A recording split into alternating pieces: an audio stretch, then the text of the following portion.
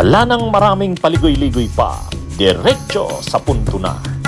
Maiksi lang ang komentaryo, pero diretso sa punto. Maraming kuro-kuro, may tiwali, may totoo. Dito, sa puntong diretso tayo. Punto, diretso. Tungkol sa presyo ng mga bilihin at saka yung classroom. Grabe. Ito in-interview siya nila Banat Bay. Ano daw ba ang masasabi niya dito sa mga programa sa edukasyon nitong kasalukuyang administrasyon? Alam niyo kung ano na naman ang komentaryo ni Sara? O ito, basahin ko para may ebidensya tayo. Ang sabi ni Sara Duterte, mga kabunyog, ang sabi ni Sara Duterte, ang ano daw dyan, ang importante daw dyan, hindi naman yung ang importante dyan, ito. Ang sabi ni Sara, ang mahalaga sa edukasyon ay yung natututo yung bata, hindi kung saan siya nakaupo araw-araw. So, wag tayo doon sa bakal at semento pumukos. Ay syempre kasi 'di ba, ang programa ngayon ng gobyerno, yung backlog sa mga classrooms, yan si Senador Bam Aquino ang nagtutulak niyan. Yung backlog sa classrooms kasi grabe talaga. Grabe ang backlog sa classrooms. Tanggap naman yan ng administrasyon. Kaya nga sa Senado, yun ang main advocacy ni Senador Bam Aquino. Yung acceleration, anong tawag doon? Yung pag-accelerate ng paggawa ng mga classrooms.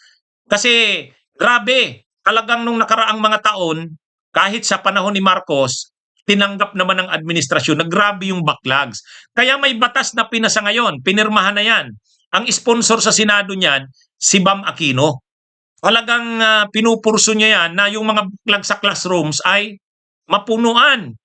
Kasi nga grabe ang kakulangan sa classrooms. O ngayon, ano yung batas na ipinasa? Yung classroom construction acceleration bang tawag doon? Basta acceleration, pagpapabilis ng paggawa ng mga classrooms. Paano ang ginawang paraan? Hindi na DPWH ang gagawa, hindi na. Yung mga local government units, mga mayors, governors, binigyan na ng kapangyarihan na sila mismo pwede nang mag-initiate ng pagpagawa. May pundo naman pinunduhan ng napakalaki. Sabi nga ni Senador Bam Aquino, ito ang pinakamalaking pondo na binigay sa edukasyon pagdating sa paggawa ng mga classrooms. Para mapabilis, kung nakakaalam ng paggawa na yan, hindi na DPWH, masyado pang naaabala. Ang dami ng trabaho ng DPWH, paggawa ng kalsada, tulay, pati kung mga classroom sa kanila pa, naaabala lalo. So binigay ngayon sa mga LGUs. Kaya nga 'di ba pinatawag sa Malacanang yung mga mayor sa governors? Bakit? Para ma-brief sila. Nandun si Senador Bam Aquino bilang siya ang nag-sponsor niyan sa Senado.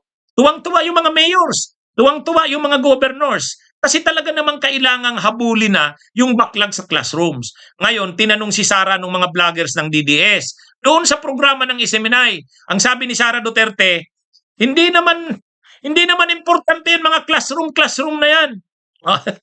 Mga kabunyog pag narinig ito ni Bam Aquino, ano kaya? Sabi ni Sara, ang mahalaga sa edukasyon yung natututo yung bata, hindi kung saan siya nakaupo araw-araw. Kaya wag daw pukusan yung mga bakal at semento. Kahit saan naman daw pwedeng matuto ang mga bata. Ay, mga kabunyog. Alam nyo, bakit ganyan ang sinasabi ni Sara? Kasi yung kapalpakan ng administrasyon ni PBBM sa unang taon ng mga backlog sa classrooms, sino ba ang secretary ng education nun? Sino ba ang secretary ng education? Ang sinasabi ni Sara, bakit daw ang pinagkakabalahan ngayon paggawa ng mga classrooms? Kaya ang dapat daw na pinupukusan, paano matututo ang mga bata? Ang tama dyan, pareho yan importante. Ayusin mo yung mga pasilidad. Ibig sabihin yung mga classrooms, ayusin mo yan. Ayusin mo rin yung tinuturo. Pareho yan kailangan, pareho yan mahalaga. Siyempre mahalaga na yung paraan o yung kalidad ng edukasyon i-improve mo. At the same time, ayusin mo rin yung pasilidad.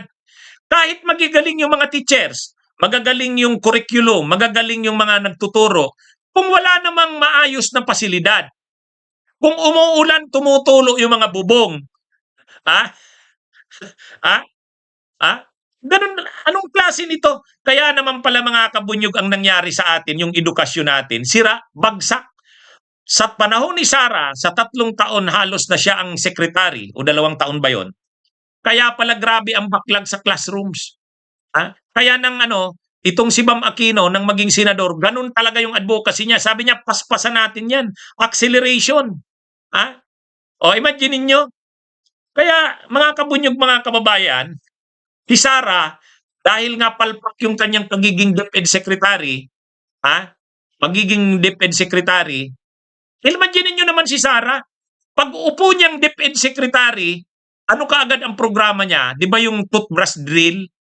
Naalala niyo yun? Ha? Pag upo ni Sarang DepEd Secretary, ano kaagad ang programa niya? Yung toothbrush drill. Ha? Oh, yun ang programa ni Sara. Toothbrush drill. Sikat na sikat yun. Ha? Pangalawang programa ni Sara. Sumulat si Sara ng libro. Ano ba yun? Ano yun? Yung kwento ng ano ba yun? Yung kwento ba yun ng yun ng loro? Yung Ano ba yung tungkol yun sa kwento ni Yung sinulat ni Sara na libro na ni-reproduce, grabe.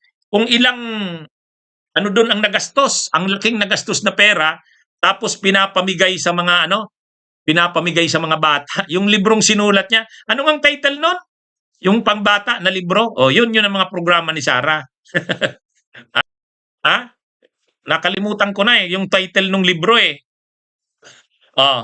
Pero, ang una, yung toothbrush. Toothbrush drill. Yan ang kaagad-agad. Pag upo ni Sara, yun kaagad. Isang kaibigan. Yun ang mga programa ni Sara. Ngayon yung mga classrooms, wala. Samantalang may budget naman.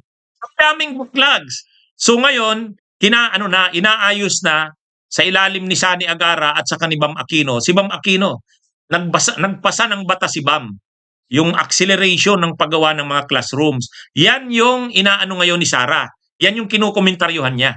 Bakit daw yun ang pinupukusan ni Bam Aquino, Sani Angara at sa ni PBBM? Samantalang, ang kailangan daw naman ng mga estudyante, matuto lang. Hindi kailangan yung mga semento, bakal na classroom. Hindi daw yan. Kaya pala mga kabunyog, kaya pala ang nangyari sa atin. Nakita nyo na kung bakit ganyan ang nangyari sa edukasyon natin. Okay, mga kabunyog, mga kababayan, magandang araw sa inyong lahat. Mabuhay po tayo. Bunyog, bunyog, halikan na kasama ka. Bunyog, kapag buklod ay may pag-asa.